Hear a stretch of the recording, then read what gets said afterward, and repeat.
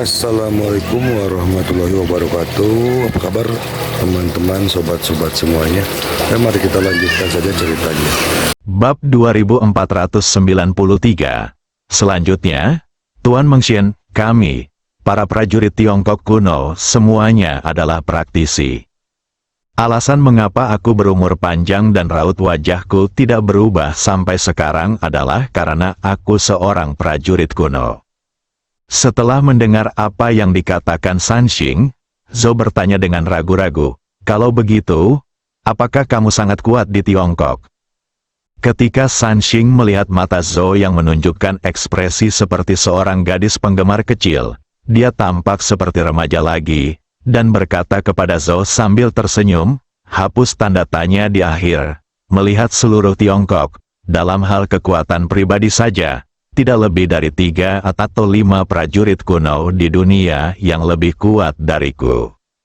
Sanxing tidak membual tentang hal ini. Bagaimanapun juga, dia adalah pemimpin sekte Sanxing. Sebagai salah satu dari 6 sekte utama, sekte Sanxing sudah berada di garis depan dalam hal kekuatan. Selain itu, kekuatan 3 dewa murni saat ini telah menembus tahap tengah jiwa baru lahir dan mencapai puncak tahap akhir. Hanya ada beberapa ketinggian seperti itu di seluruh China. Zhou tidak tahu banyak tentang sekte-sekte Tiongkok, jadi dia bertanya dengan bingung. "Jadi sekte yang kamu bicarakan itu sama dengan beberapa geng di negara kepulauan kita?"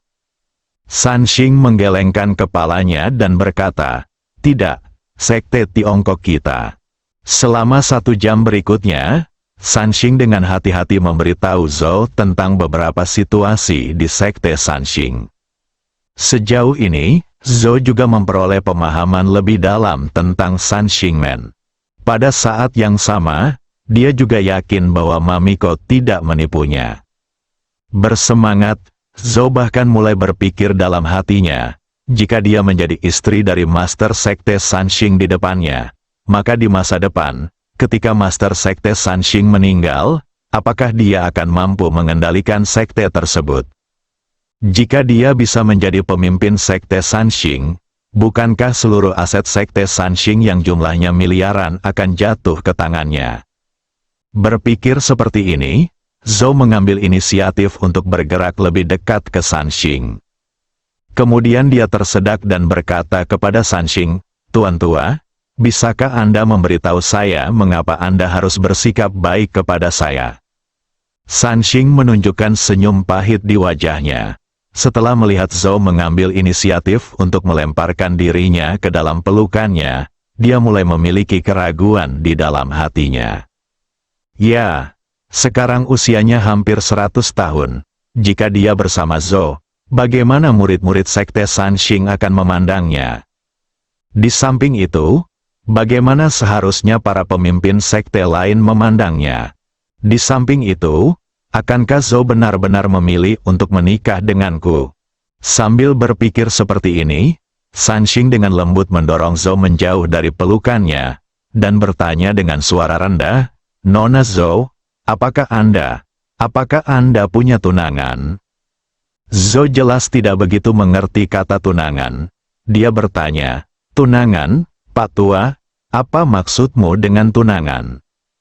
Sanxing berkata dengan serius, "Maksudnya pacar? Apakah kamu punya pacar?" Zhou menggelengkan kepalanya dan berkata, "Tidak. Keluarga kita terlalu miskin, dan orang tuaku sudah lama meninggal." Setelah mendengar ini, Sanxing terus bertanya, "Nona Zhou, izinkan saya bertanya lagi, apakah Anda bersedia berkencan dengan saya?" Zhou tercengang, meskipun dia tahu bahwa tujuannya kali ini adalah untuk mendekati Sanxing dan membuat Sanxing jatuh cinta padanya. Dia tidak menyangka bahwa lelaki tua dari Tiongkok ini bahkan lebih cemas daripada dirinya.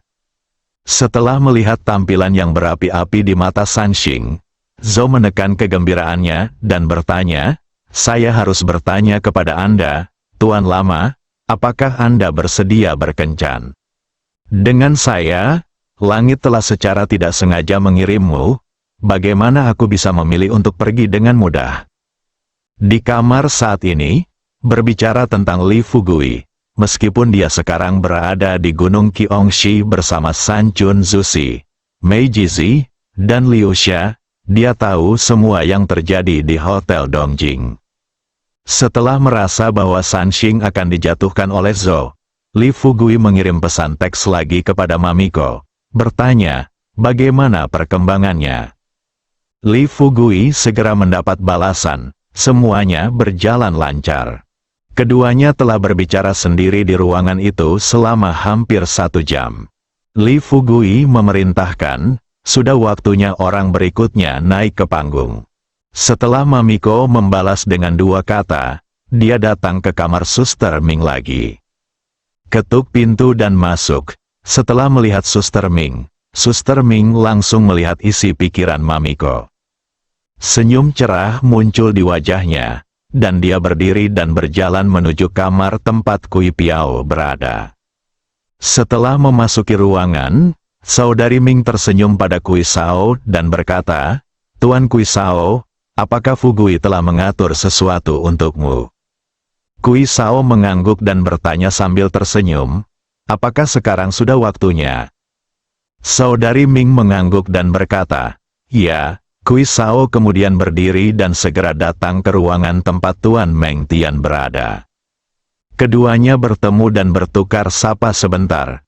Kui Sao tersenyum dan berkata, Saudara Meng Tian, saya sedang bosan sekarang. Bisakah kamu menemani saya bermain di lantai bawah? Meng Tian menunjukkan ekspresi penasaran di wajahnya dan bertanya sambil tersenyum, Saudara Kui Sao, apa yang menyenangkan di lantai bawah? Kui Sao berkata terus terang. Dia berkata, apakah kamu ingat ketika aku masih muda dan pergi ke kuil 8 dewa? Kamu mengajakku bermain kartu di puncak gunung. Zenren Mengxian tertawa terbahak-bahak. Sudah bertahun-tahun berlalu, aku tidak menyangka kamu masih mengingatnya. Kui Sao berkata sambil tersenyum, ya. Bertahun-tahun telah berlalu dalam sekejap mata. Kami pikir kami tidak dapat kembali ke penampilan muda kami. Tetapi sekarang Guru Li telah menyamarkan kami dan mengembalikan penampilan muda kami. Ayo pergi. Aku tahu ada ruang hiburan di lantai bawah. Ayo turun dan bermain beberapa putaran. Hal favorit Zenren Mengxian ketika dia masih muda adalah bermain kartu. Namun sejak ia mulai berlatih hingga sekarang, bertahun-tahun lamanya, ia tidak pernah bermain lagi. Menghadapi ajakan Kui Sao saat ini, cacing dalam hati Mengxian kembali bangkit. Setelah ragu-ragu selama beberapa detik, dia mengangguk dan tersenyum, baiklah, ayo pergi. Aku akan lebih muda hari ini. Setelah mengatakan ini, Mengxian turun ke bawah bersama Kui Sao. Dalam perjalanan, Kui Sao tersenyum dan bertanya kepada Meng Tian, Saudara Meng Tian, apakah Anda membawa cukup uang? Meng Tian tersenyum dan berkata dengan percaya diri, lihatlah apa yang Anda katakan. Bagaimanapun, saya adalah pemimpin sekte. Saya masih bisa mengeluarkan puluhan juta. Kui Sao mengangguk dan tersenyum dan mengingatkan, ketika kita turun nanti, jangan menyebut diri Anda orang tua. Saya adalah Tuan Kui dan Anda adalah Tuan Meng. Seberapa bagus kedengarannya? Di kota hiburan bawah tanah Hotel Dongjing, tidak ada yang tahu bahwa pemimpin 2 sekte besar Tiongkok telah tiba. Untuk perangkat hiburan modern ini, Kui Sao dan Mengxian hanya perlu berdiri dan menonton, dan mereka akan dapat mengungkap misterinya. Kurang dari 20 menit kemudian, Kui Sao dan Mengxian datang ke area catur dan kartu yang paling mereka kenal. Sambil memegang chip mereka masing-masing, begitu mereka duduk, Kui Sao mendorong chip tersebut. Setelah bermain kurang dari setengah jam, kedua pemimpin sekte, Mengxian dan Kui Sao, tertutup debu dan tanah. Mengxian menjejakkan kakinya ke tanah dengan ekspresi serius di wajahnya. Setelah melirik Kui Sao yang duduk di sebelahnya, dia tidak dapat menahan diri untuk berkata, kita memulai dengan buruk. Hari ini benar-benar awal yang buruk. Kuisao tersenyum pahit dan berkata kepada Meng Xian, "Mengapa kamu tidak menggunakan energi vitalmu?" Meng Xian berkata, "Gunakan energi vitalmu, apakah aku perlu menggunakan energi vitalku saat bermain dengan sekelompok orang biasa?" Saat dia berbicara, tanpa diduga, dua gadis cantik datang dari kejauhan. Salah satunya mengenakan gaun panjang berwarna putih, dia tinggi, berwajah kemerahan, berbibir merah dan bergigi putih, serta berleher putih seperti batu giok. Sepasang mata yang cerah, bersinar cemerlang. Meng Xian hanya melirik sekilas dan tidak dapat menahan diri untuk tidak mendesah, "Menggu." Kuisao berpura-pura penasaran dan bertanya, "Menggu, siapa Menggu?" Meng Xian dengan cepat menarik kembali pikirannya, dengan ekspresi malu di wajahnya, dan buru-buru menjelaskan, "Tidak ada, tidak ada." Begitu kata-kata itu jatuh, dua orang wanita mendatangi Meng Xian, dan wanita berpakaian putih itu bertanya, "Tuan, apakah ada orang di sini?" Meng Xian melambaikan tangannya dan menatap wanita itu. Tidak ada seorang pun. Wanita itu duduk sambil tersenyum. Gadis di belakangnya menyerahkan keripik kepada wanita itu dan berkata terus terang, "Nona, haruskah saya tinggal di sini bersama Anda?" Wanita itu tersenyum tipis dan melambaikan tangannya dan berkata, "Anda tunggu saya di luar dulu." Setelah gadis di belakangnya berbalik dan pergi, wanita itu mengalihkan pandangannya dan mendorong keripik itu keluar. Setelah melihat mata Meng Xian, Kuisao tahu bahwa masalah ini pasti berhasil, tetapi untuk saat ini, dia masih menepuk bahu Meng Xian, tersenyum dan berkata, "Kakak Meng Xian, mengapa kamu berdiri di sana? Lanjutkan." Meskipun Meng Xian berbalik, sudut matanya masih tertuju pada wanita di sebelahnya. Dia mengulurkan tangan dan mendorong chipnya, meletakkannya tepat di sebelah chip wanita itu. Kuisao bertanya lagi, "Saudara Meng Tian, apakah itu akurat?" Meng Tian berkata terus terang, "Akurat, sangat akurat." Kuisao juga tersenyum dan mendorong chip di sebelah chip Meng Tian. Hanya dalam beberapa menit, keberuntungan Meng Xian dan Kuisao berubah menjadi buruk. Kurang dari 20 menit, bukan cuma mereka berdua berhasil merebut kembali semua chip yang baru saja hilang, mereka bahkan juga berhasil memenangi jutaan chip yang nilainya lebih besar. Pada saat ini, wanita di sebelahnya perlahan berdiri, meminta dealer di sebelahnya untuk mengumpulkan chip, dan bersiap untuk pergi ke area berikutnya untuk bermain. Melihat ini, Meng Xian buru-buru berdiri dan bertanya kepada wanita di sebelahnya sambil tersenyum, "Nona, Anda tidak berencana untuk terus bermain?"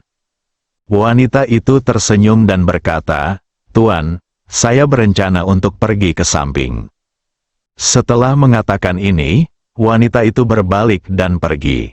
Meng Xian kemudian buru-buru berkata kepada Kuisao di sampingnya, "Ayo pergi, ayo pergi." Kuisao berpura-pura bingung dan bertanya, "Bukankah kita bersenang-senang di sini tadi? Kemana kita akan pergi sekarang?" Meng Xian berkata, "Kemana lagi kita bisa pergi? Tentu saja, aku akan mengikuti Menggu." Kuisao bertanya dengan wajah masam, "Siapa Menggu?" Meng Xian menatap wanita yang telah berjalan beberapa meter jauhnya, dan berkata kepada Kuisao, "Siapa lagi itu?" "Tentu saja wanita berpakaian putih tadi, dia adalah Menggu dalam pikiranku." Kuisao tersenyum masam, mengikuti Meng Xian, dan berkata, "Apakah kamu bercanda? Apakah kamu mengenalnya?" Meng Xian benar-benar terpesona oleh wanita di depannya. Seperti kata pepatah, bahkan seorang pahlawan tidak akan mampu menahan godaan wanita cantik, apalagi cahaya bulan putih yang khusus diciptakan untuk Meng Xian dan yang lainnya.